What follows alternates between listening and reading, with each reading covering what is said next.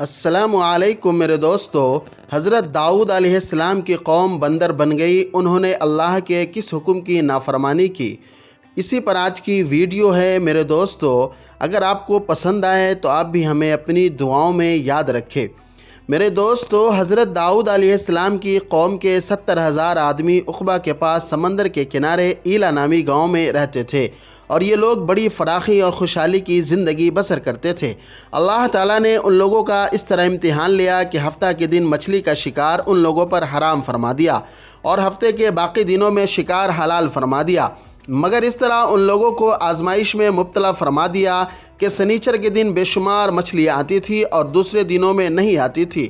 تو شیطان نے ان لوگوں کو یہ حیلہ بتا دیا کہ سمندر سے کچھ نالیاں نکال کر خشکی میں چند حوض بنا لو، اور جب سنیچر کے دن ان نالیوں کے ذریعے مچھلیاں حوض میں آ جائے تو نالیوں کا منہ بند کر دو، اور اس دن شکار نہ کرو بلکہ دوسرے دن آسانی کے ساتھ ان مچھلیوں کو پکڑ لو۔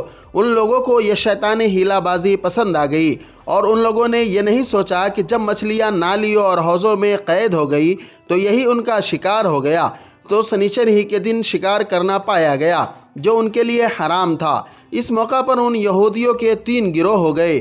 کچھ لوگ ایسے تھے جو شکار کے اس شیطانی حیلہ سے منع کرتے رہے اور ناراض و بیزار ہو کر شکار سے باز رہے، اور کچھ لوگ اس کام کو دل سے برا جان کر خاموش رہے، دوسروں کو منع نہ کرتے تھے بلکہ منع کرنے والوں سے یہ کہتے تھے، تم لوگ ایسی قوم کو کیوں نصیحت کرتے ہو جنہیں اللہ تعالی ہلاک کرنے والا یا سخت سزا دینے والا ہے؟ اور کچھ وہ سرکش و نافرمان لوگ تھے جنہوں نے حکم خداوندی کے اعلان یا مخالفت کی اور شیطان کی حیلہ بازی کو مان کر سنیچر کے دن شکار کر لیا اور ان مچھلیوں کو کھایا اور بیچا بھی۔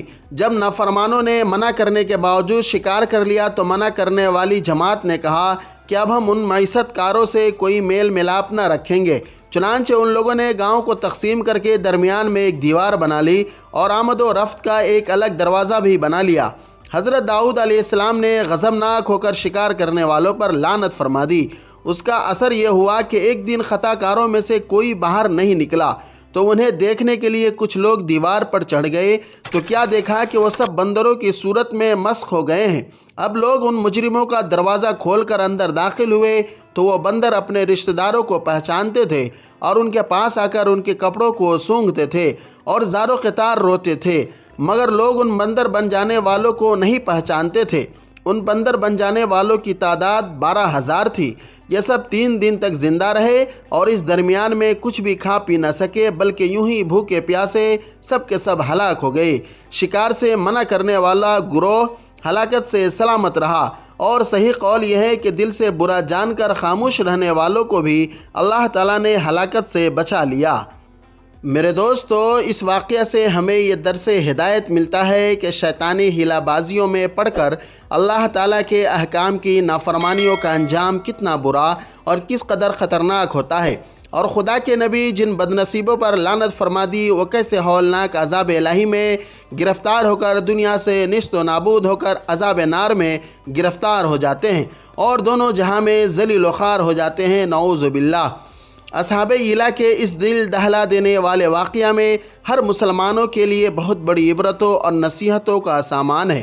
کاش اس واقعہ سے مسلمانوں کے قلوب میں خوف خداوندی کی لہر پیدا ہو جائے اور وہ اللہ اور رسول کی نافرمانیوں سے بھٹکنے سے منہ موڑ کر صراط مستقیم کی شاہراہ پر چل پڑے اور دونوں جہاں کی بلندیوں میں سرفراز ہو کر اعزاز و اکرام کی سلطنت کے تاجدار بن جائے۔ دوستو، اگر یہ ویڈیو اچھی لگے تو اپنے دوستوں میں بھی شیئر کریے تاکہ سبوں کو معلومات ہو سکے۔ خدا حافظ۔